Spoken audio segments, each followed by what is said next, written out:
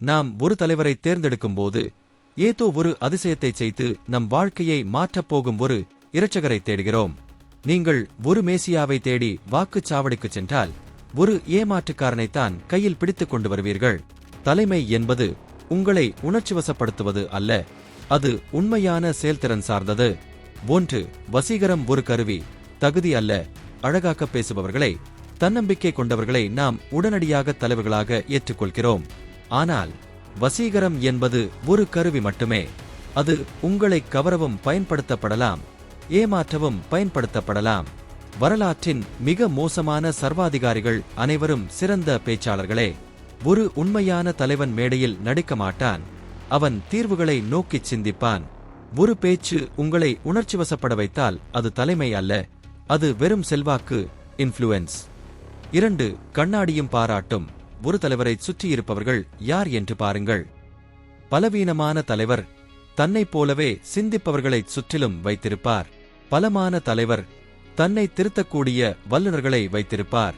அதேபோல் வெற்றி கிடைத்தால் நாங்கள் என்றும், தோல்வி அடைந்தால் நான் பொறுப்பு என்றும் சொல்பவரே உண்மையான தலைவர்.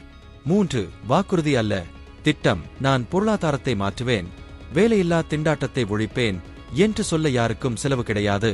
ஆனால் எப்படி என்பதுதான் கேள்வி. ஒரு முடிவை எடுக்கும்போது அதன் பின்னால் இருக்கும் கஷ்டங்கள், அதற்கான விலை மற்றும் கால அவகாசம் ஆகியவற்றை உண்மையாக பேசுபவரே நேர்மையானவர். எல்லாம் சரியாகிவிடும் என்று சொல்லும் கலைஞர் உங்களுக்கு தேவை இல்லை. 4. உண்மை கசக்கும். நமக்கு தெரிந்ததையே பேசுபவர்களை, நம்மை புகழ்ந்து தள்ளுபவர்களை நமக்கு பிடிக்கும்.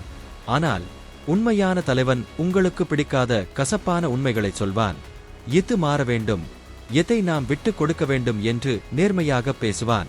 தலைமை என்பது உங்களை மகிழ்விப்பது அல்ல, அது உங்களைச் செதுக்குவது. 5. அதிகாரம் யாரையும் மாற்றுவதில்லை, அவன் யார் என்பதை அது உலகிற்கு வெளிக்காட்டும்.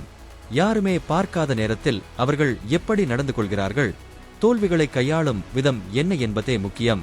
பொறுப்பற்ற ஒருவன் அதிகாரத்திற்கு வந்ததும் பொறுப்பானவனாக மாறிவிட மாட்டான். அவர்களின் கடந்த காலச் செயல்களே அவர்களின் எதிர்கால தலைமைக்கான அத்தாட்சி. முடிவுரை: வாக்கு என்பது ஒரு பொழுதுபோக்கு அல்ல, அது ஒரு பொறுப்பு. உங்களுக்கு பேச பிடித்தவரை தேர்ந்தெடுக்காதீர்கள், ஆபத்து காலத்தில் நீங்கள் நம்பக்கூடியவரை தேர்ந்தெடுங்கள். உங்கள் எதிர்காலம் நீங்கள் யாரிடம் பொறுப்பை கொடுக்கிறீர்கள் என்பதை பொறுத்தே அமையும். சிந்தித்து செயல்படுங்கள்.